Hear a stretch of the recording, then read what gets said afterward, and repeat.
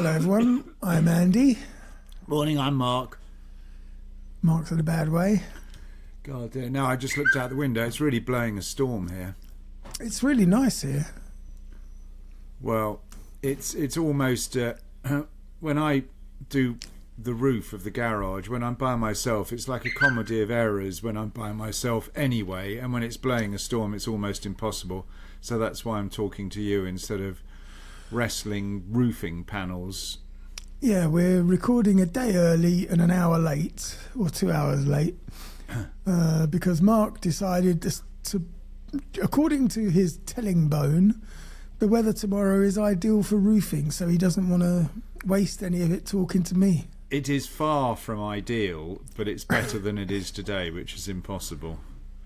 Which is... Anyway, what difference do you... They're all the same. The days are all the same. If we did it Sunday, Monday... No, they're not. They're not, because it's relevant as to what's going on in the world today. Yeah, but it's all the same shit. It's we talk about the same tomorrow. Trump bollocks every week. I promise you, something fucking world-shattering is going to happen today, and we've fucked it. We've missed it. Do you think? Yes. And we've missed it because of your poxy garage roof. I think what would be not earth-shattering, I'll tell you what would be really good is if that imbecile Kash Patel went as well and Hegseth went. That would be actually, you know, I'd really think, well done, finally some sense. As well, I say sense, depends who they're replaced by. Who's Kash Patel? He is the head of the FBI.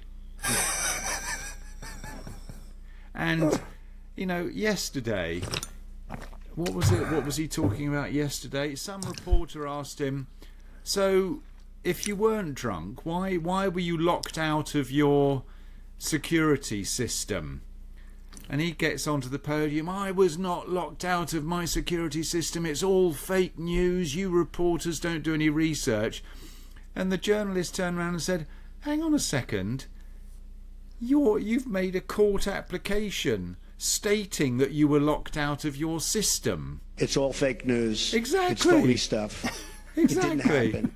And so when he's faced with the reality of it actually being in writing that he has provided to a court, then that idiot Todd Blanche stands up and says, he does a Trump, oh, you're so rude. Show some respect. Oh, and that suit, where did you buy that even? Yeah, I mean, it's just... They're just a bunch of fucking retarded kids, aren't they? They really are. And what's, you know, so that's just a minor amusing aside. But they're in negotiations with Iran. So what do? In supposed ceasefire, they go and bloody bomb them again. Yeah, because there's no negotiation. It's a lie. Of course it is. It's a lie. No one is talking to anyone. And someone finally said the obvious truth that it's Israel that's dictating what Trump does. I mean, everybody knows it. Well, that's been said from the start. Yeah, but anyway, sorry, I had a go earlier that we always rant about Trump, and that's exactly the hole I fell into 30 seconds later. Well, you can have a rant about Starmer instead. Starmer. He's actually gone up in my estimation today because he's under fire from Tony Blair. That's right. Yes, he is. He's under fire from Tony Blair. That can only be a good sign. Yeah. Because if a war criminal is unhappy with you, you're doing something right. Yeah. I can't remember what he was unhappy about. General party direction. Lacking a coherent plan. Oh, right. Says the man who fucking ran headlong into a 20-year war with Afghanistan. Yeah. Yeah. Wanker. I read quite a nice little story the other day about some poor girl in Afghanistan, because they can't even go to school anymore, who literally got on a bus and escaped. Got shot in the head.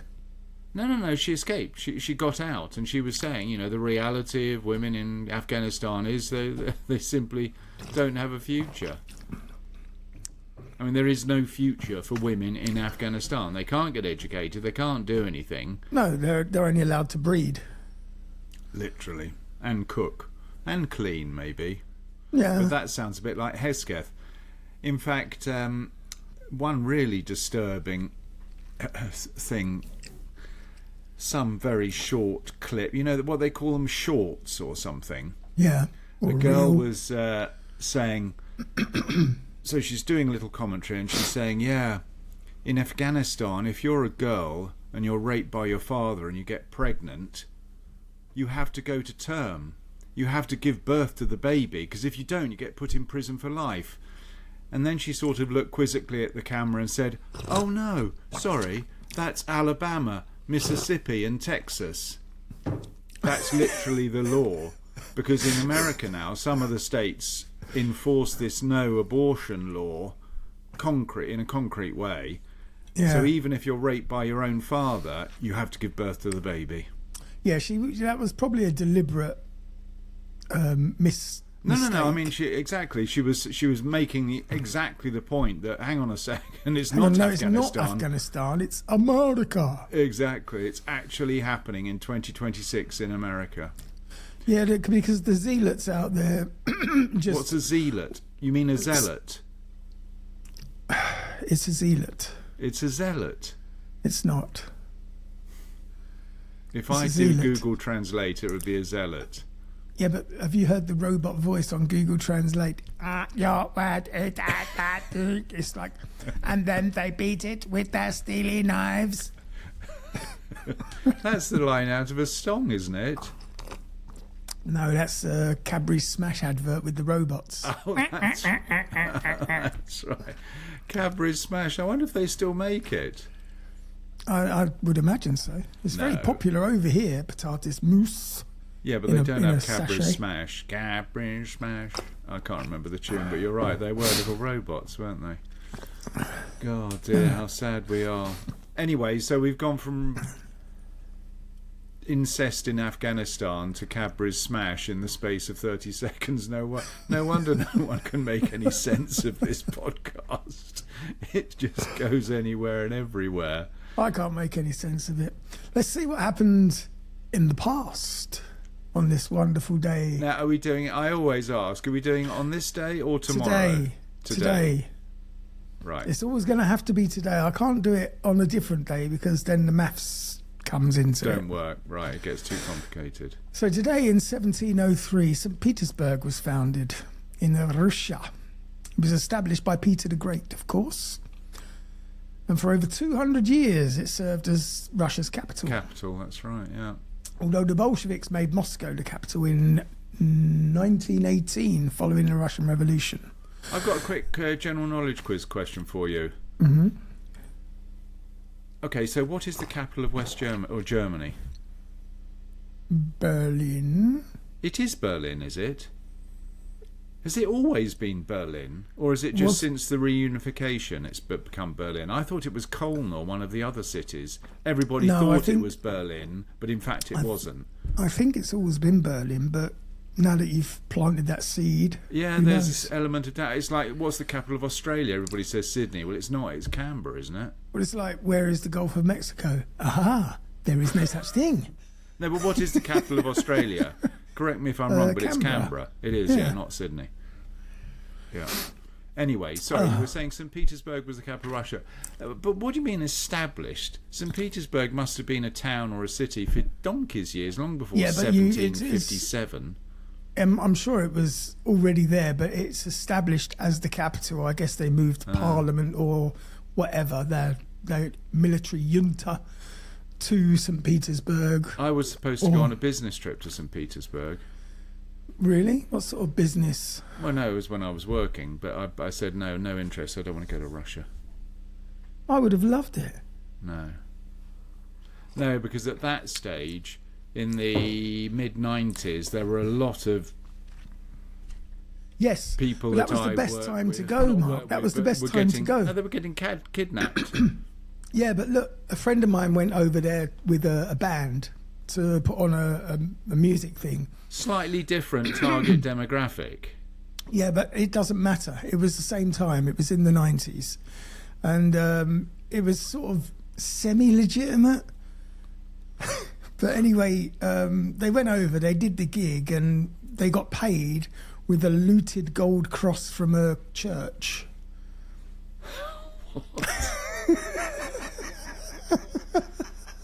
Well, it obviously wasn't a Russian Orthodox church. It must have been a Catholic church or something. I don't know, but I mean that was the way Russia was run in those days. It was excellent. Yeah. Anyway. No, we don't do it with money. We are going to give you A religious gold cross. bollocks. Can I put that in my handbag? Iconography. Don't go through something to declare on the way out.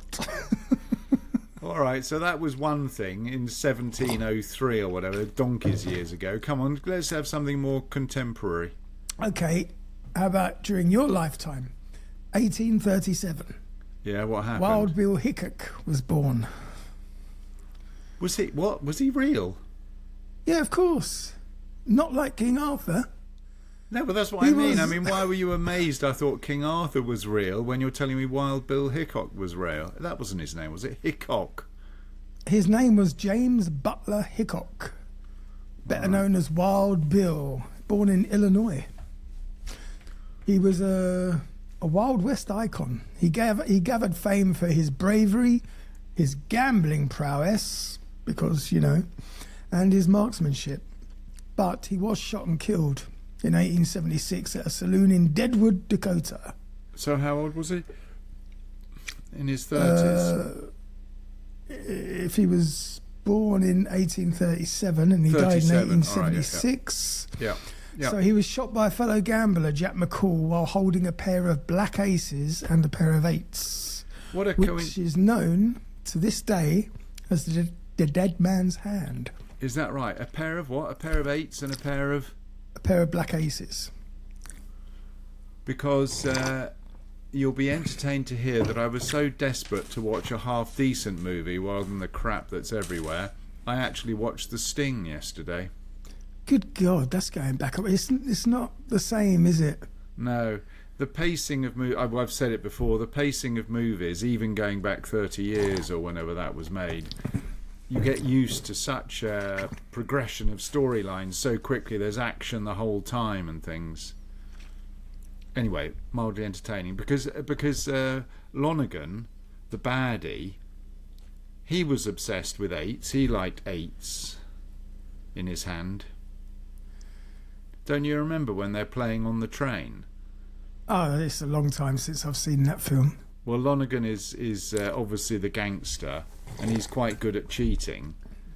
But is it Paul Newman? Yep.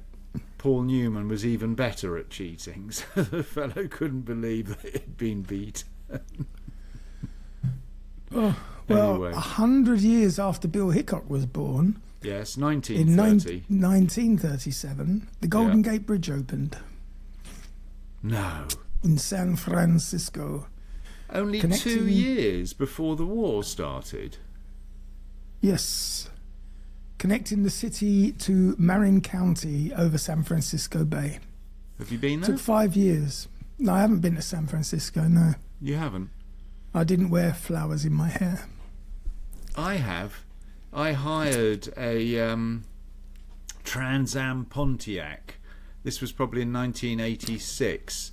And, I mean, obviously there's a statute of limitation on damaging hire cars, but I actually got it airborne on one of those dippy hill things. And we went up the wobbly street, whatever that curvy street is. I don't know. Trans Am Pontiac, do you remember that? In England, do. they A friend of sometimes mine- had with eagles on the Yeah, a bonnet friend of mine and had a shit. white one with an eagle on it. His dad owned, I don't And know. now, a word Get from our off. sponsors. And now, It's a all word fake news. Dagen innan nyårsafton Bloody cat. var det 31. Maybe you were talking about cursed film sets. This is like a Gotcha. cursed radio set. The bloody cat pressed every button on my soundboard. Idiot. I'm going to have to sack him. Yeah, I would. Talking of sacking, today will be Arabella's last day at Strange Stuff podcast. Yeah, yeah. So it's kind of lucky we're doing it a day early. It means she gets one more go, Oh, I see. All right. because tomorrow she doesn't exist anymore. No, we've all got to pay our way in this world. Yeah, unfortunately, I can't afford to pay her wages. So Yeah. Maybe But one day when we get some more Patreons, she can come back and work for us again. would you feel as guilty sacking an AI person, if we're allowed to reveal the truth that she was in fact AI, as compared to a real person? She is real. We almost lived together. We're that close. There used to be a website called, and I don't mean this in a bad way at all, but I think it was literally called hire an Indian for $1 a day or something. .com. No, wasn't it or a $5, whatever it was, $10 a day.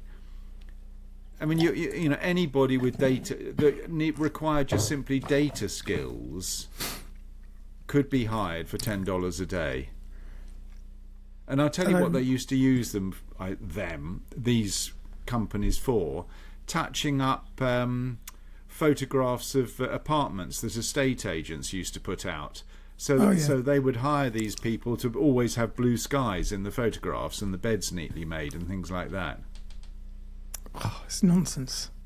So anyway, what I was going to suggest was Arabella's probably more expensive than hiring an Indian. Yeah, but Arabella's got her own personality, and you know, she's brings a lot to the table. Yeah, especially when she's got really strange ears. What was all that about? Oh, she was still half dressed from her Venusian. So you forgot to delete the funny ears. I find them quite horny. A little bit like a night elf. God dear. All right. So sorry. What was that? 19. What? Where did we get to? Or 1937. Have we moved on? Across the Golden Gate Bridge. Oh, well, yes. It opened, and after 5 years of construction, and 200,000 people each paid 25 cents to walk across the damn thing on its opening day. 200,000 people. Could you imagine if it had just gone in? That would have been funny. There was a bridge quite recently that collapsed in China, but that might have been under construction that it just went down, or newly opened. They did very well because have you seen all of those? I say all of them. Number of bridges that have failed as a result of having the same frequency as the wind causes an oscillation, and it just gets worse and worse and worse until the bridge literally shakes itself apart. Have you seen videos of that? No.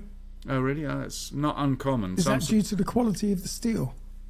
No, it's due to the design, unfortunately. There's a natural resonance of any mechanical structure, and if the wind is able to generate that resonance, it's like two tuning forks. Yeah. I can't now. I was just about to explain the experiment that gets the ping pong ball moving, but no, I can't. Anyway, it's whether the waves are building on each other or cancelling each other out. Okay. Something like that. Anyway, yeah, all right, that was the Golden Gate Bridge. I've done it. I've driven across it. Did I tell you what happened when I was driving across the Sydney Bridge? I was telling you about my friend who had the Trans Am Pontiac with a Firebird. Yes. He had a white one. And he was the son of a chap who started a company in England in the 70s, maybe the 80s, called Car Data. Do you remember that? If you had a car to sell, you could put it on Car Data, and it was like the first computerized company that put you in touch with buyers. Okay. I remember he got a hatchet job done on him on Watchdog. Watchdog used to... The TV consumer programme. Yeah. They had him on there to talk about Car Data because someone had complained that his car had been on there for 3 months and he hadn't had one phone call. And the guy said, well, of course not. You put it on a ridiculous price. What do you expect? We don't promise to sell cars. We're just a platform where you can sell your car, but you can't just put any old price on it and expect someone to go, oh, I love that. But anyway, Max, the son, lived next door to us, more or less. And I used to go out in his Trans Am. We used to cruise up and down the King's Road. I bet you did. Yeah, we did. You cruising in a Trans Am Pontiac, a white one with Max in the Excellent driver's times. seat. Oh dear. Anyway, in 1941, Okay, middle of the war. yes, and it's relevant, the British Navy sank the German battleship Bismarck off the coast of France. All right. 323-foot vessel it was, and it was sent out to intercept a British supply ship, instead of which the British engaged it and sank it, killing almost its entire 2,200 crew. Holy schmoses. Where was that, in the English Channel, did you say? Just off the coast of France, yeah. God dear. Who would want to join the Navy? Seriously. Cramped conditions, I ship used to food, want away to. from home for 6 months a year. Yes, you, that's right. You were heading in that direction till it all went horribly wrong. Yep. Was it an automatic pass, having been a cadet and knowing all your knots and things, that you could get No, straight there's into more the to Navy? it than just knowing your knots. Anyway, we'll talk about that another time, because at the moment we've moved to 1995, and this was the day that Superman found his nemesis. Kryptonite. Christopher Reeve became paralysed after falling off a horse Oh, that's right. Yes, that's right. Horse riding. in Virginia. And unfortunately, I think he passed away a few years ago. I don't, he had did, yeah. 15 He's dead now. years, 20 years or something. But Probably not his favourite few years of life, being stuck in a wheelchair. no, but I think, once you're faced with that situation, I think people deal with it in different ways. People can think of all the positive things. Slightly better off than Michael Schumacher, of course, Yeah, poor old Michael Schumacher. who is still being kept barely alive by his cash-grabbing doctors. Well, we don't know that. We don't know anything about him, actually. I think we can bloody well assume that's exactly what's going on. They're just draining his fucking accumulated wealth, because he's clearly not going to get better. So if you were in that situation, you would just Turn it want off. to turn it off. If I'm not breathing on my own and all you're doing is ruining my children's inheritance, turn the fucking machine off. It's Stop. a very, very interesting point. I think he is breathing by himself, but anyway, by the way, yes, by the by. No, I tend to agree, and in fact, funnily enough, very, very sadly, one of my family members is living through that at the moment. Her mum has got dementia. She's basically penniless, and she obviously can't inherit from her mother because her mother's still alive in a dementia home, and it's costing a fortune. So the daughter has to. She lives basically on benefits, and her mother's loaded. Was But loaded. she can't. But she can't. Well, why isn't the money coming from her mother? Because the mother's not in a position to give the daughter any money because she's got dementia. She's not compos mentis, and unfortunately, Well, then surely there must be some kind of help. no. They're very, That's very ridiculous. strict guidelines. Very strict guidelines. You can make gifts to your children. Oh, sorry. What do you have? A guardian. So she has the mother who's suffering from dementia has a guardian, obviously, someone who's legally responsible for taking care of her affairs. But they're very, very strict rules, and the most you can do is give your children a gift that would be considered reasonable in the circumstances. So you can't bung them 50 sterling or something. You could give them £50, but not £50,000. So the money is just being whittled away. And when I say whittled, that sounds like a slow process. It's like shoveling cash into a furnace. Yeah, I know. And I bet she's not in the cheapest care home. They're all pretty much the same. She actually, the ridiculous situation as it is within England, the care home is shared with those that are paying for themselves, i.e. those that have money, and those that don't have money, and completely fair, I'm not complaining about that, but the council pays. If you don't have any money, the council pays, which I think is completely right, but I think the council should pay for everybody. They're sick. Why is it the National Health specifically says, oh, dementia, no, we don't cover that? Yeah, it's too an expensive. act of God. Yeah, it's like the insurance companies. Yeah. Well, we cover Anyway. everything except what you've done. No, it is absolutely crazy. So my auntie, she has been in hospital for nearly 10 years. What? Mm. God, that must have cost £1 million by now. Yeah. Stop screaming, you. Yeah. Yes. Anyway, next. Anyway, what got us onto that subject? I don't know, but let's stop all that nonsense because we've got a lot to get through. No, we don't. No, I've got lots of things to do today. It's got to be quick. 15 You've minutes clearly got nothing to do today, which is why you called me up. Because you never call me up unless you've got fuck all else to do. That's not true, Andy. You're the highlight of my absolutely week. true. No. You're the top of the list of things to do. Yeah, right. So, today we're going to talk about a question.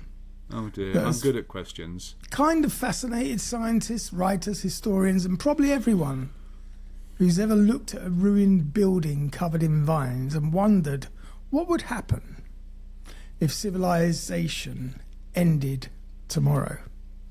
I mean, what would actually happen to Earth if humanity suddenly just vanished, not slowly and not after a decline, not because of war or climate collapse or disease. Just imagine that every human on Earth simply vanished in a single instant. 8-9 billion people gone without warning. No broadcasts, no one left behind. The lights are still on, planes are still in the air, cars still moving, factories still running, nuclear reactors still humming. But there's no one left to control any of it. So today, we're going to follow Earth through the minutes, hours, years, centuries, and even millions of years after humanity disappears. And we're There going is to look at what... Go on. There's a technical term for this. What is it? Entropy? When something starts to degrade, which is effectively from the moment it is produced, or Entropy. Entropy. Is that it? Maybe. So eventually everything will go back to sand, effectively, or sand or whatever. Well, we'll look at that. We'll look What's at what it happens. called? I'll better write that down because I like that word. We'll look Entropy. at what. Oh my God. We'll look at what happens to cities, to pets, to satellites, to nuclear plants, the atmosphere, to wildlife, and eventually we'll ask the biggest question of all, which is this: when humanity is gone, what species will take our place? Good Not question. necessarily intellectually, but ecologically. Who inherits the earth? And perhaps even more interestingly, how long would it take for nature to erase us completely? Now, this episode is brought to us courtesy of Luke's imaginary girlfriend. What do you mean imaginary? Why don't you think he's got a girlfriend? No, I know he's definitely got someone because I told you I've seen a photo, but I know Luke. Well, I don't know what that means. And I certainly wouldn't do anything to upset Luke because he's a main source of ideas for this channel. Yes, I know, and he's our best friend from the Isle of Dogs. But I think he might have rented her from that rentagirlfriend.com for $1 a day, whatever, where they turn up and get a picture taken. I don't know. It is quite an interesting question, but I can't believe that you must be relying on research that's already been done. You can't be thinking up the... No, I what I did was I brought the Earth to a standstill by making everyone disappear, and I watched what happened. What do you think I've fucking done? Cats. Cats is the species that takes over. Again, you'd go right to the end. You will get there. But first, we're going to talk about the first hour. after the people have disappeared. The first thing that anyone left, which there isn't, would notice is silence. Not complete silence, of course, far from it, because engines are still running, electrical systems are still humming, dogs are barking in empty houses, and traffic would crash throughout the cities. But one sound disappears instantly: human activity. No voices, no phones, no footsteps, no radio chatter, no pilots speaking to air traffic, no workers inside factories, no train conductors, bus conductors, doctors, mechanics. All right, we no don't one. have to list them all. There's plenty of people. I don't want to leave anybody out. You're going to list. Bear in mind, I've 8 got to make billion. this last an hour. You don't. So within seconds, the global network of transportation begins collapsing. Cars crash. Some will coast harmlessly to a stop, others will slam into barriers, buildings, or each other. Massive pile-ups would choke highways, which no longer matters because nobody's using them, and ships will continue to coast across oceans without crews. Some would drift for months, others will run aground. Passenger planes become one of the deadliest immediate consequences. What do you mean, Because deadliest to what? The dog population? The cat population? Well, anything that's still alive. Because thousands of aircraft are in the air at any given moment. Many modern planes can fly themselves temporarily using autopilot, but eventually they run out of fuel. So one by one, the aircraft will descend uncontrolled into oceans, mountains, forests and cities. In remote regions, wreckage may remain untouched for centuries.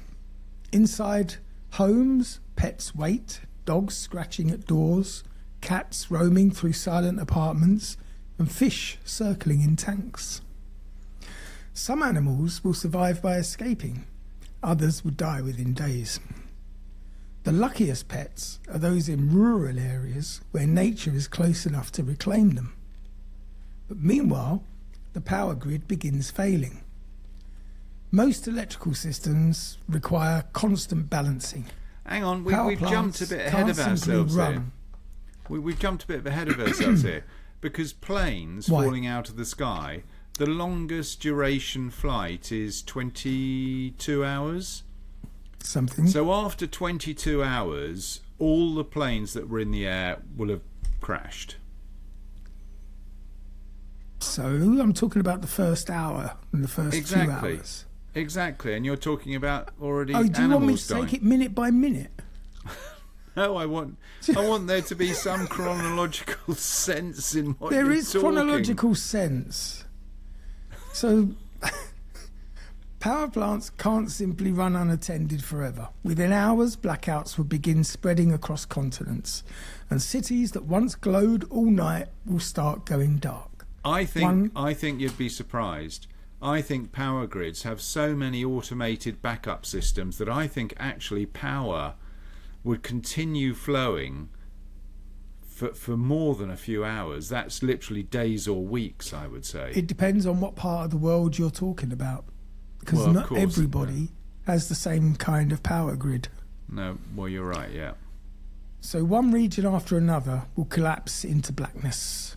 The internet will survive briefly. Servers will continue operating automatically. Messages continue bouncing through cables and satellites, but there's nobody left to read them. Eventually, though, cooling systems will fail. Data centers will overheat, and the modern digital world will die quietly in empty rooms. And then comes one of the greatest dangers. Danger? Nuclear What power danger? station. Danger to what? Whatever's left alive on Earth. Nuclear power stations. No. They're not a Would- danger. Of course they are. Modern reactors have automatic shutdown systems. Thank you.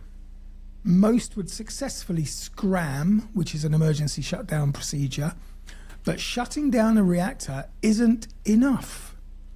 Spent fuel pods still require cooling, and backup generators eventually fail.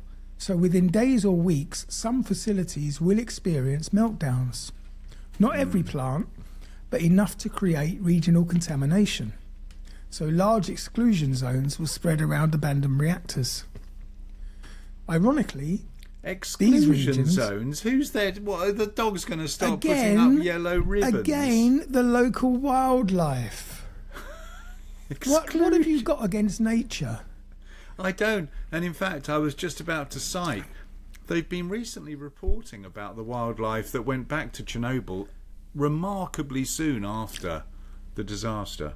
Ironically, these regions may later become wildlife refuges, similar to what happened around Chernobyl. You don't need a script. You could just ask me what's going on. Nature often returns faster than humans expect when people disappear. Even poisoned land becomes habitat eventually. So by the end of the first week, the world is pretty much dark. Cities still Apart stand. from daylight. Apart from the daylight, it's pretty much dark. We're not going to get through this, are we, in an hour? It's simple as that. This is going to be a two-parter. No, Simply it's because you're being fucking saucy. I'm not. You are in darkness, not darkness. You've got the bloody sun that's still circulating, or is that going to fail as well? I feel like you should be in the same dementia home as your auntie. Oh dear. Cities are still standing, but civilization has stopped breathing. So let's move on to the first year after humans. Now, without maintenance, modern civilization begins unraveling astonishingly fast. Humanity doesn't realize how much of the world survives only because billions of people are constantly repairing it. Roads will crack very quickly. Subway tunnels flood once pumps stop operating. Underground infrastructure will fill with water. In cities like New York, entire transit systems will become submerged.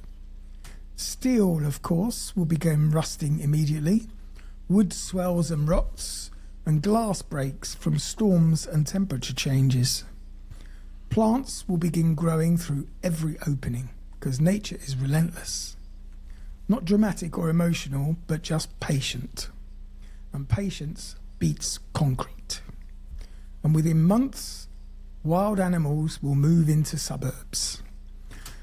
Coyotes will roam neighbourhoods, deer will graze on golf courses, bird populations will explode in areas once crowded with people. In tropical climates, vegetation will expand almost violently.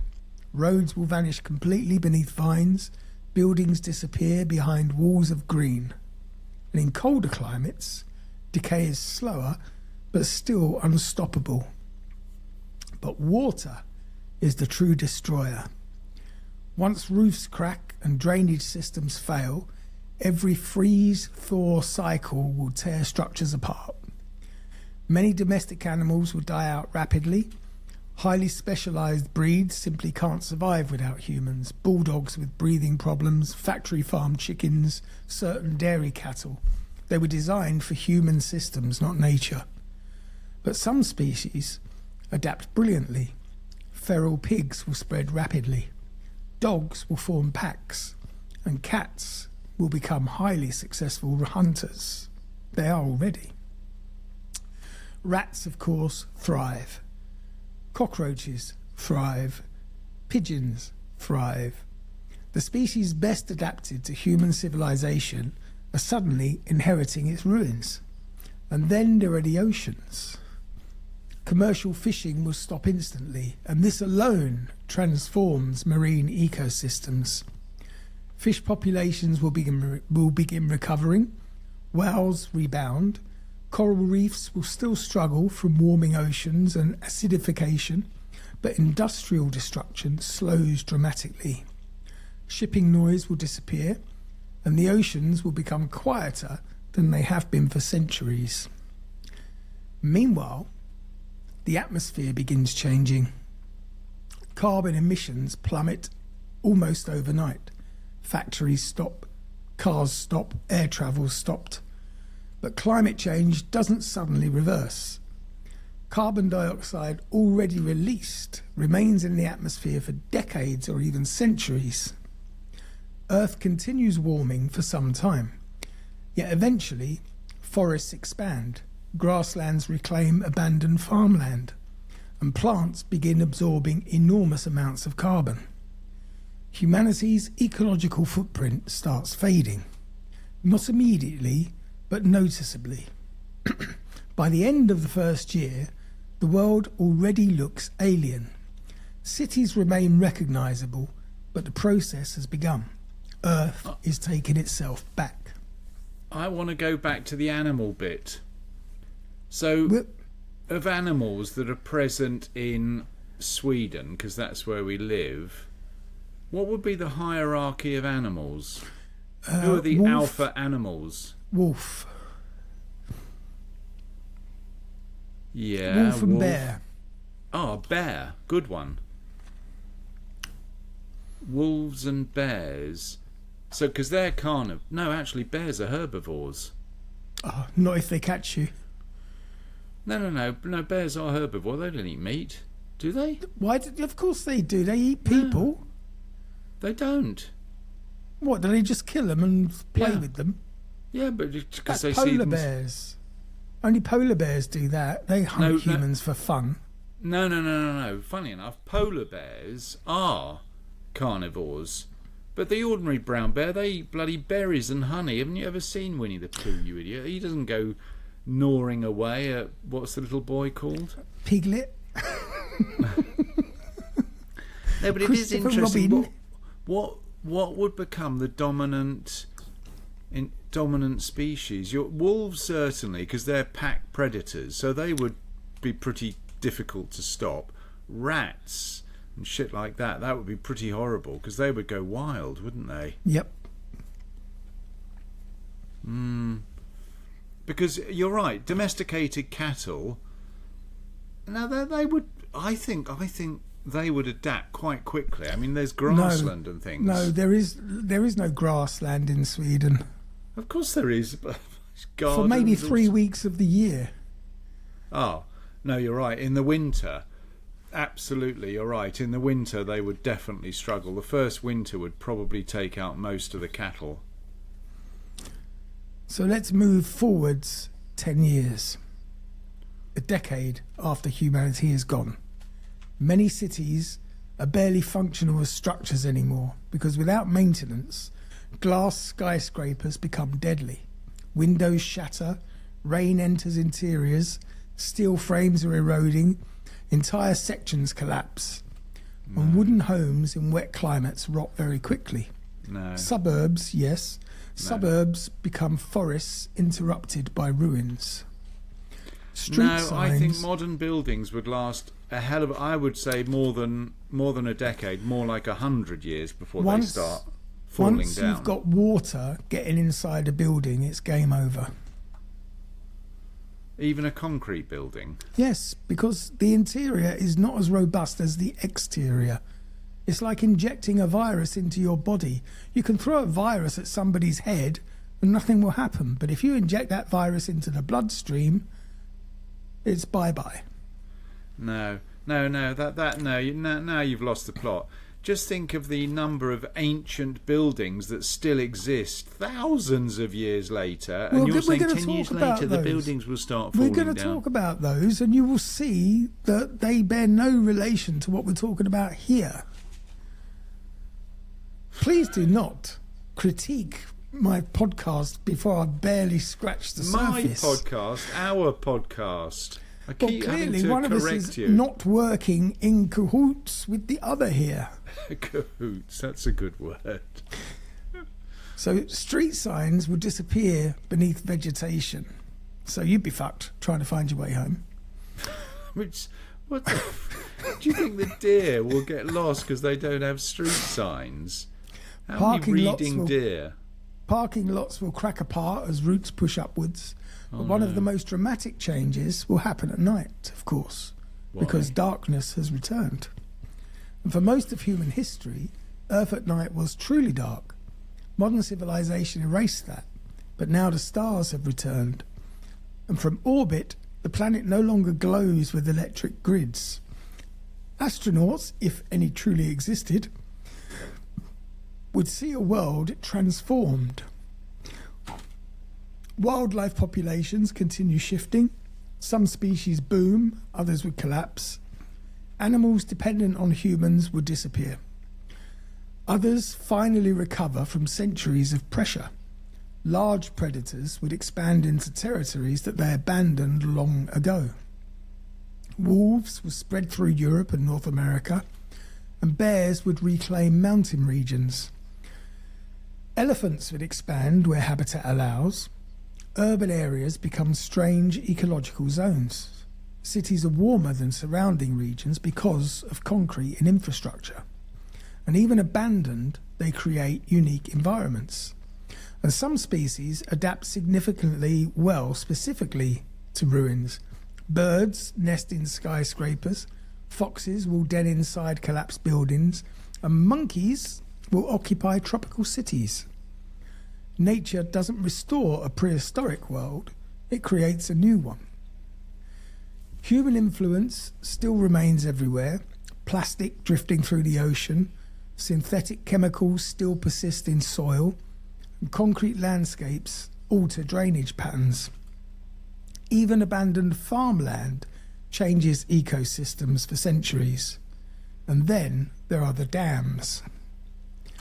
Most major dams will survive initially, but without maintenance, erosion will slowly weaken them.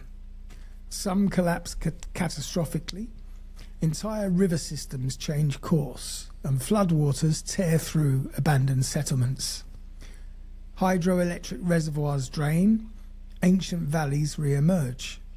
Rivers begin behaving naturally again, and this triggers massive ecological shifts. Wetlands return, fish migration routes reopen, and floodplains regenerate. In many places, biodiversity increases dramatically. By 10 years after humanity disappears, Earth is no longer a human planet with traces of nature. It's becoming a natural planet with traces of humanity. Are you waiting for a reaction? You stopped talking there. I thought you'd have something to say. You've had something to say every minute of our... No, it's just you got it all wrong. I haven't. The dam isn't going to collapse in 10 years. Of course it is. Of course it's not. Do you know how long concrete lasts? We're going to talk about that. So 100 years later, after a century, anyone alive today would no longer exist, but we know that because everyone's gone. Human civilization is now archaeology. Most wooden structures are gone. Many steel bridges have collapsed. Road networks are fragmented and overgrown. Only the largest stone and concrete structures still dominate landscapes. Skyscrapers in particular fare surprisingly poorly. What? Yes, many modern towers rely on constant maintenance, and without repairs, corrosion destroys them from within, like what I told you. Glass fails, steel weakens, and entire buildings collapse into enormous rubble fields. Cities become forests punctuated by skeletal ruins. In deserts, preservation lasts longer. Dry climates protect structures. Las Vegas may remain more recognisable longer than London, for instance. Ancient stone monuments survived the best. The pyramids of Egypt likely outlasting all modern cities. Mount Rushmore remains, and massive tunnels survive. Some subway systems become underground lakes, but meanwhile, satellites begin falling. Low Earth orbit becomes chaotic. Without course corrections, many satellites eventually re-enter the atmosphere and burn up. Space junk collisions create debris clouds.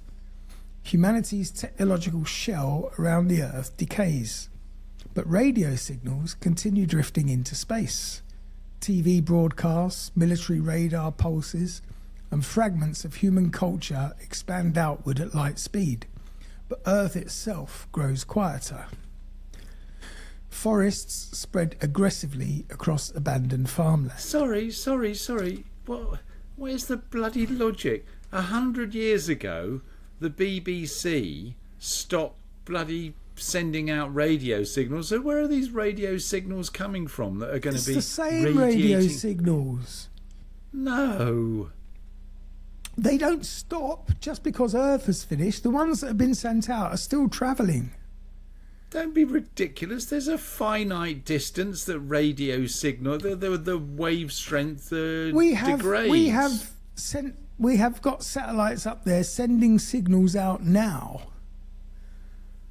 Yeah, well, clearly they're not doing very well because we haven't contacted anybody, have we? Haven't we? Oh, God. Now, this becomes one of the largest rewilding events in planetary history.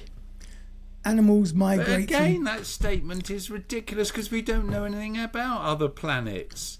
The biggest rewilding event in planetary history. What do you know about? Our planetary history.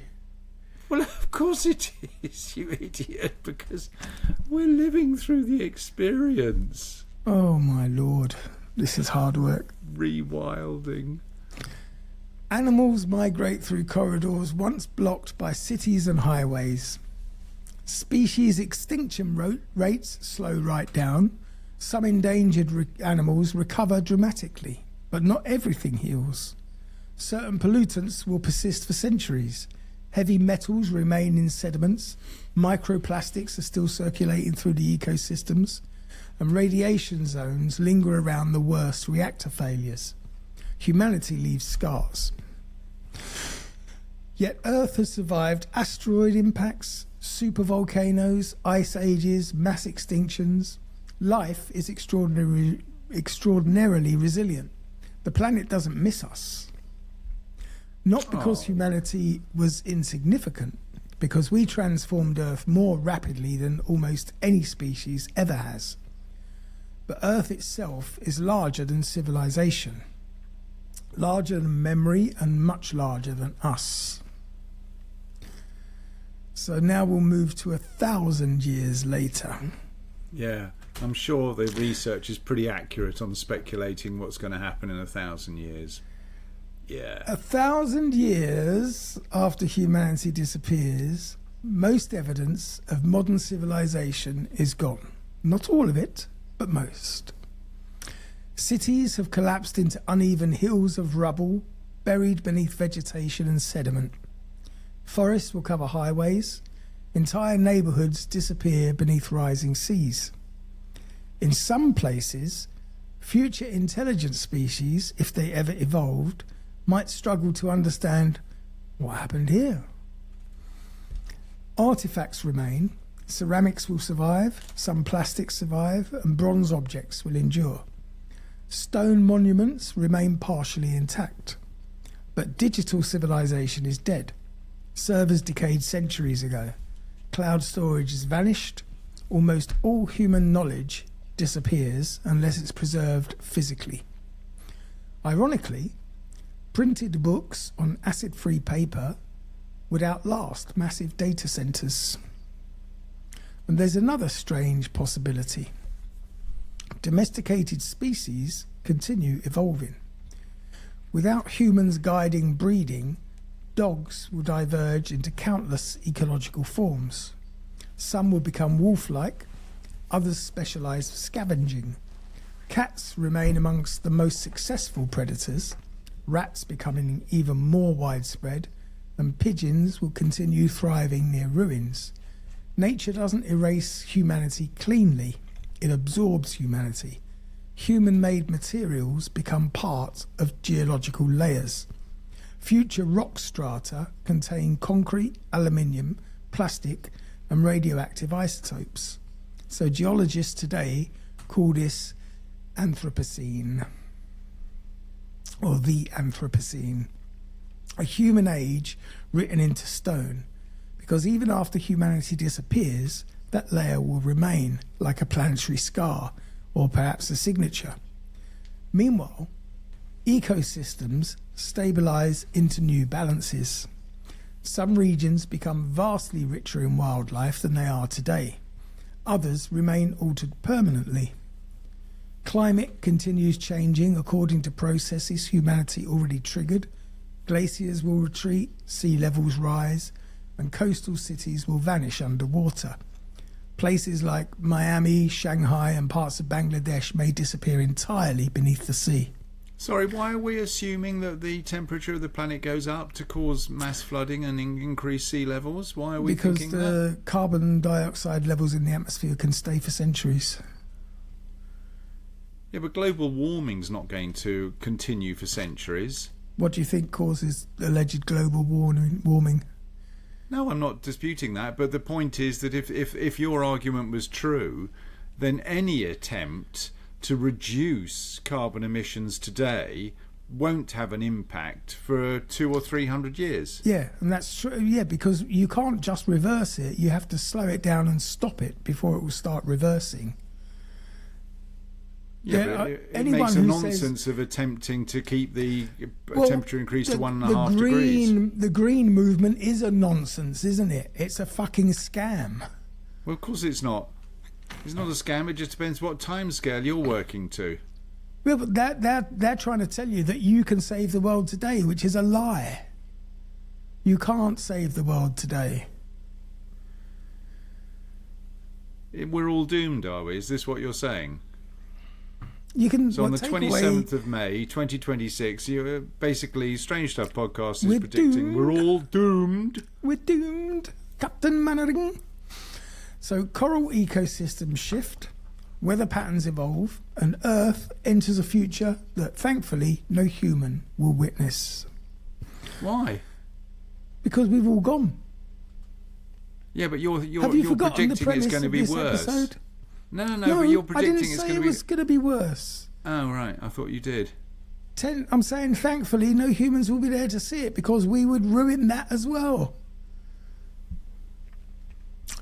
10,000 years later, and this is difficult for the human mind to comprehend because civilization itself is barely that age. Most of this episode is difficult to comprehend. Oh what are you my talking lord. about? It's difficult for you to comprehend because you cannot see any further than the next market crash. Now at this point, Earth has almost completely reclaimed the planet. Most surface evidence of humanity is gone. Steel is fully oxidized. Concrete fractures into dust. Forests, deserts, glaciers and oceans erase boundaries. Only the most durable structures remain. Some tunnels, massive stone monuments, deep mines and certain landfills, and of course traces of radioactivity. The atmosphere looks different. Carbon dioxide levels gradually decline from their industrial peak. Forests and oceans absorb enormous amounts. Global temperatures eventually stabilise. A new climate equilibrium emerges. Wildlife is now entirely reorganised. Evolution continues, and species adapt to niches that humanity created. Some become larger, some become smaller. New species will emerge, old ones will vanish, and the world no longer resembles the ecosystems that humans knew. And somewhere in this future Earth, one question becomes fascinating. What animal becomes dominant?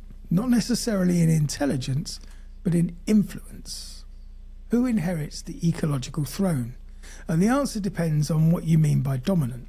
If it means sheer biomass, then insects will win, because they already do. Ants alone outweigh humanity. If dominance... I think that's a bit of a YouTube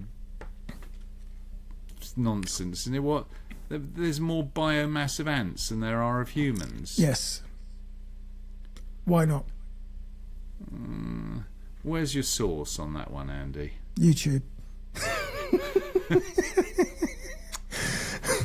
I mean, you might be right. If you think about it, if you Ants are disturb everywhere. an ant's nest and there's one next door, enough ants will come out of that to scare a fully grown human being. Maybe. Now, if dominance means adaptability, rats will be the candidates because they reproduce rapidly, they eat almost anything, and they thrive in nearly every environment. But if dominance means ecological expansion into abandoned human spaces, then you've got several contenders. You've got canines, corvids, octopi, I don't and know what a primates. corvid. It was a corvid. Do you know what? You don't know. I meant to look that one up. A I'll do it corvid. for you. Corvid.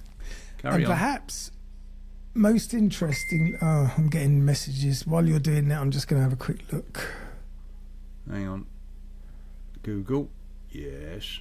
No, stay in browser. Corvid. So perhaps most... Oh. Oh, that's interesting. What? It's apparently the crow family. Oh, yes, crows. Yeah. Yeah, because they're pretty intelligent. And perhaps most interestingly, raccoons. Yes, Raccoons? Highly Why? adaptable, dexterous paws, and problem-solving intelligence. Urban survival skills. They already live very comfortably alongside humanity. And in a world of ruins, they might flourish. Crows and ravens, equally fascinating because corvids possess remarkable intelligence. They can use tools. They have good memory, social learning, and some scientists compare aspects of their cognition to primates. Given enough evolutionary time, could they become even more advanced? Possibly. Then there's the octopuses. Perhaps the strangest candidate, because they're incredibly intelligent, they're curious, capable of solving puzzles, but they are limited by short lifespans and solitary behaviour. Intelligence alone isn't quite enough. Civilization requires social continuity, and that may be humanity's rarest trait. Not intelligence itself, but cumulative culture, the ability to build knowledge across generations. No other species has mastered it the way humans have, at least not yet. Can you stop screaming at me? 1 million years later. Now Hang we on, enter hang on. deep time. No, you've missed. Look, I know Hollywood sometimes gets things a little bit wrong, but have you never seen the Hollywood movies Planet of the Apes? You're talking about bloody octopus and koala bears and rats and shit. What about our closest ancestor, I our said closest primates. cousin? No, you're only comparing it to an octopus is nearly as smart as a primate. Yeah, no, I said that they would be up there. I'm sure it's chimpanzees because they're the smartest. Actually, I think orangutans are slightly above All chimps right. in the Now you're intelligence just splitting quotient. hairs. Well, not really. I'm splitting species. I would have thought that, really speaking, wouldn't chimpanzees... They'd learn to ride a horse pretty quick, wouldn't they? And once they've learned how to ride a horse...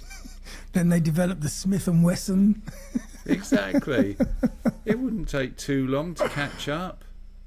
Certainly, now you're going to go to 1 million years, so that's sort of evolution, natural selection and all of that sort of stuff. So what do you reckon's going to happen in 1 million years? Well, Earth is profoundly transformed. Continents have shifted. Ice ages can come and go, and species will evolve dramatically. Almost nothing recognisable from modern civilization survives on the surface. Mount Rushmore eroded, the Great Wall faded. Most traces of humanity exist only as subtle chemical signatures in rock layers. Future geologists, whether alien, artificial or evolved descendants of modern animals, such as your apes, might detect an abrupt layer rich in carbon emissions, plastics, concrete particles and radioactive isotopes, and they would know that something unusual had happened. A species altered the planet rapidly and then vanished. Human bones are now rare fossils. Cities become compressed geological anomalies. The oceans will absorb much of our legacy. Plastic fragments will settle into sediments. Even now, humanity is creating fossils of itself. Meanwhile, life continues evolving without us. Perhaps mammals remain dominant, perhaps birds diversify enormously, and perhaps climate shifts favour entirely different ecosystems. But the Earth keeps moving, it always does, and eventually even our greatest achievements become invisible. And that's difficult for humans to emotionally accept, because we imagine civilization as permanent, but permanence barely exists in geology. Mountains disappear, oceans appear and disappear, entire species dominate for millions of years and then vanish completely. Dinosaurs ruled Earth far longer than humans have existed, and now they survive mainly as birds. What do you reckon? You were talking about human achievements all forgotten. What have we achieved? Fuck all. Fuck all. You know, Do you know in the what? grand scheme of things. Do you know what I read today in the paper, and I didn't want to talk about it because it's too ridiculous. But NASA have announced, in conjunction with Amazon.com, that they are going to build a city-sized moon base on the moon, beginning or habitable by 2032. Fuck off, you wankers. Honestly, who are they kidding? Who makes money out of this particular scam? Not Jeff, There surely. isn't a film set large enough to carry off this particular scam.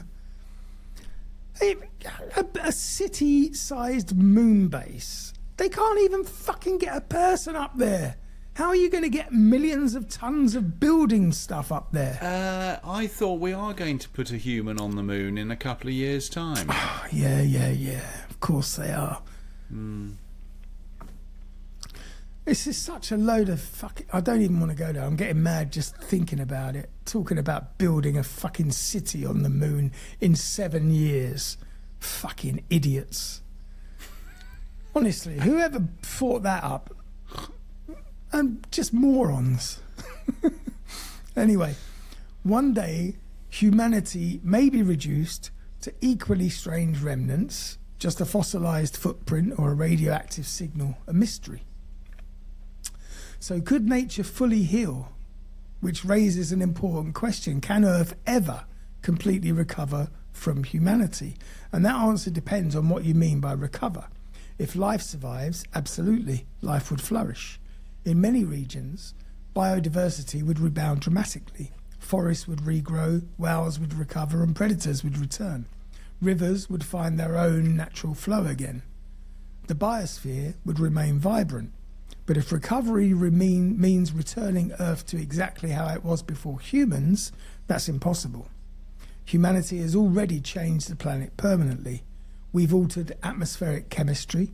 We've moved species across entire continents.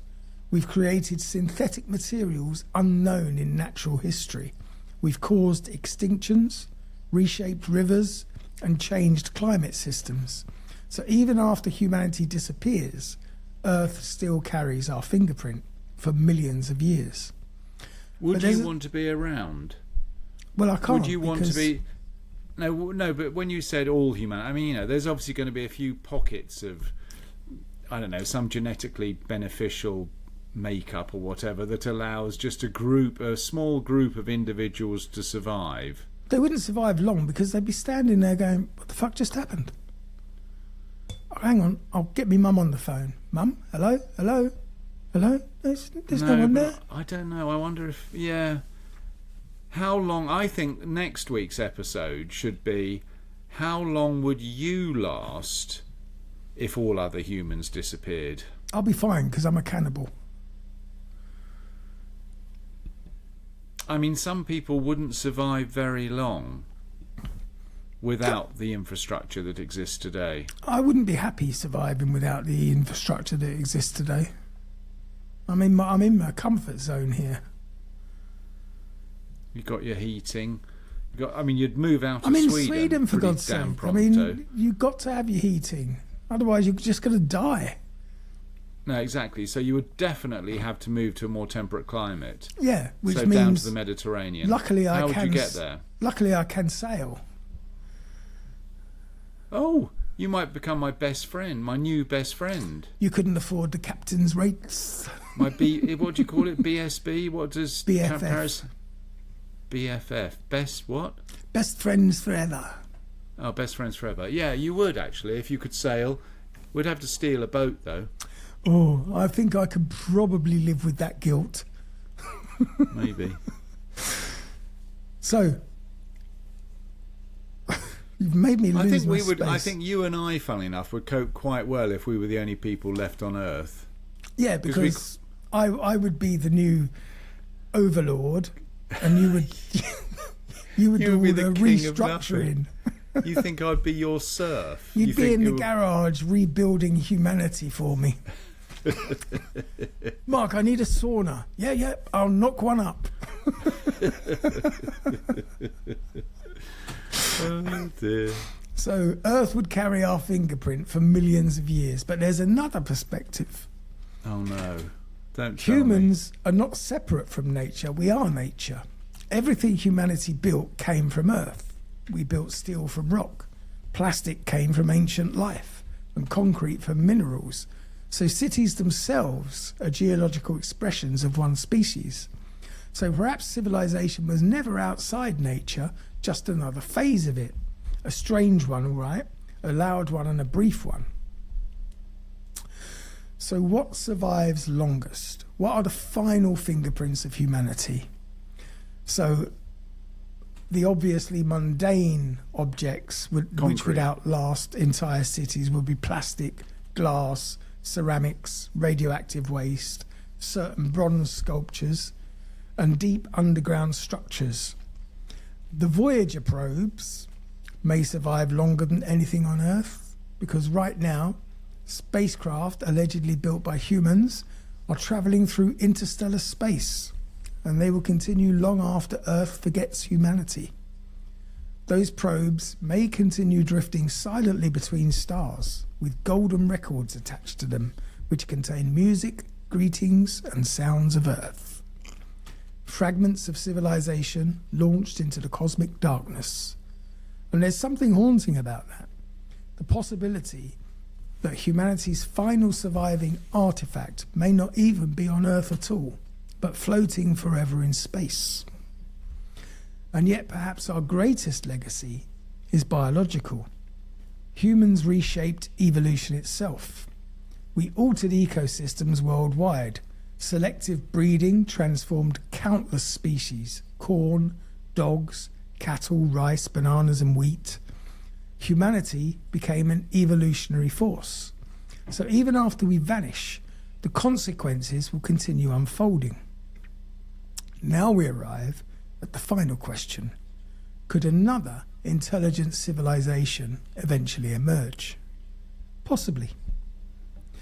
Evolution has produced intelligence multiple times in primates, cetaceans, birds, cephalopods. Complex cognition is not unique to humans, but technological civilization may be extraordinarily rare. Humans benefited from many unlikely conditions: opposable thumbs, fire, language, social cooperation, long childhoods, agriculture, and stable climate periods. We also had accessible fossil fuels and cumulative knowledge. A future intelligent species might never rediscover oil or coal because humanity has already consumed the easiest reserves. And that could permanently change the trajectory of future civilizations. Perhaps another species evolves intelligence but never industrializes, which would be a good thing. Or perhaps millions of years from now, descendants of today's animals rediscover ruins buried beneath rock. Imagine crows examining fossilized skyscrapers, or octopus-like beings studying radioactive strata, trying to understand the vanished species that altered an entire planet. They might never know our names, but they would know that we existed. because Earth itself remembers. And that brings us to the end of today's journey through a world after humanity. I think you've forgotten one pretty big question. I started my closing statement. Could you wait till I finish it before? Otherwise, I've just got to start again with my closing statement, and then it's just timing. Go on then. Timing. Go on then. Finish. A planet that continues turning long after cities collapse and mountains crumble. And there's something unsettling about imagining humanity disappearing, but there's also something strangely humbling. Earth isn't fragile because humans exist. Humans are fragile because Earth exists. And while civilization feels permanent when we live inside it, from the perspective of geological time, humanity is only a brief event, a remarkable one, but a destructive one. Also a creative one, but brief. And if we vanish tomorrow, life will continue. And that is what would happen if all humans disappeared overnight. Am I allowed to ask a question now? Yes. Well, bearing in mind the number of people that think that God of some description created the Earth, having obviously screwed it up the first time round, do you think God would have another go? There is Do you no think God. it would be Humanity 2, First the of all- sequel? First of all, there is no God. And the definition of stupidity is repeating an experiment, Doing the same thing over and over again, expecting different expecting outcomes. a different outcome. So hopefully we're a one-off. Whoever came up with the script, not saying you wrote every word, is pretty down on the human race. Well, there's with good reason. We are a plague on this planet. So why are you so anti-Green Party? Because they're liars. And they're idiots. Oh, because they're providing us with false hope, you mean? It's not we just are that. doomed. They are literally... I mean, I'm down on the Green Party because of them... It's given governments an increase in tax reason. Oh, we can pretend it's because of being green and we can charge them an extra 50 pence an hour for their electricity. It's just a nonsense. It's just a scam. There's nothing we can, especially in England, which is responsible for less than 1% of the world's pollution. So going net zero is really going to save the planet. What a fucking load of crock of shit. Now, I'm very happy to say that I don't align myself with Donald Me. Trump in any way whatsoever, but you seem to have found a common attitude. Oh, well, I'm sorry, but... So how do you feel now, being aligned with that useless waste of space? Look, tell me I'm wrong about the UK's pollution and net zero nonsense. What difference can the UK make? And to charge everyone in the UK an extra 30% tax to pay for our net zero, which will make no difference to the rest of the world at all, it's just robbery. It's a scam. That's what everybody says. Oh, if I do something, it won't make any difference. But if 8 billion people do something, it will make a 8 billion difference. people will not do anything. Well, why? What do you That's mean the they whole are? Everybody point. is. No, Everybody they're not. Who China isn't? and India are reopening coal mines. They're building new Look, ones. This is just YouTube talk. No, Who it's is true. the biggest producer? Who is the biggest user of solar cells in the world? No idea. China. And who produces more steel and more coal than anybody else in the world? China. They don't produce more coal. Well, they certainly use coal-fired nuclear power stations and coal-fired You generators. see, that basically sums you up, Andy. Can you explain to me the concept of a coal-powered nuclear power station? You have to generate steam somehow to run your nuclear power station. Oh my God. I think we better end this episode now. Otherwise... that coal-powered nuclear power station. Can we have that as the advertisement where you explain From our what a sponsors. coal-powered... What was that? Coal-fired. Nuclear power station. Yep. And our I'm looking coal-fired forward. rockets in space. Yes. It was, it was a very interesting concept. Not particularly well executed, but it was a very interesting concept. What happens to the Earth if we just literally disappeared? I mean, it might happen. I mean, if we got... I know you think it's a load of nonsense, but you can at least accept the possibility that there could be a virus that wipes out the human race, and it could happen quite quickly. I mean, I reckon 6 months. It would happen very everybody quickly, could be especially gone. if it was a man-made virus, which probably already exists. Yeah, no, you're right. So it's not a crazy concept. Yeah. Not a very uplifting thought, though, is it? I mean, really. It's lucky I'm a positive individual, as I'll be just sticking my head in the oven, even though it's electric. Positive? You were negative about every step of that fucking podcast. No, I wasn't. Not at all. I was just questioning the complete lack of logic. Well, there wasn't a lack of logic. It was actually very well put together. It was a good one. Well done. Oh, well, hang on a second. It was Luke who came up with the idea. It was Luke's imaginary girlfriend. We'll think call Luke's her Lucella. Why can't we call her Arabella? She can replace Arabella. I'm going to get an angry email from Luke. Just because you don't have a girlfriend doesn't mean other people do have girlfriends. Luke, if that no, makes sense. I have got a girlfriend, but I've just had to fire her. That's exactly right. Some virtual AI generated. Anyway, that brings us to the end of this episode. If not the end of civilization. And the end of civilization. Hope you found it All right. interesting, Good entertaining, timing. and informative. Yeah. See you again same time next week, and also on Wednesday if you're a Patreon. If you're not a Patreon, go to patreon.com/Strange Stuff Podcast and become one. Yeah. Bye for now. Cheerio for now.